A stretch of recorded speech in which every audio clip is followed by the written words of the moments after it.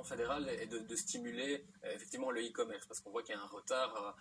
de la Belgique par rapport aux pays voisins à ce niveau-là.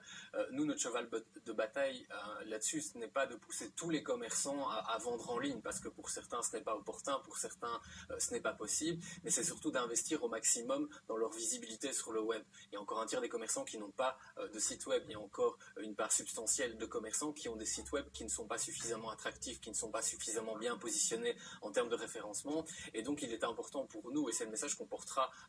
au niveau fédéral, de stimuler justement les commerçants à investir au maximum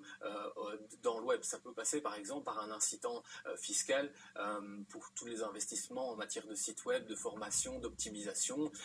ou pour le recours à des plateformes de e-commerce de proximité qui se développent de plus en plus. Il faut aussi des structures de conseil qui soient un peu efficaces parce que beaucoup de commerçants sont un peu perdus face au web. Oui, d'ailleurs l'UCM, dans le cadre des programmes destinés aux commerçants, conseille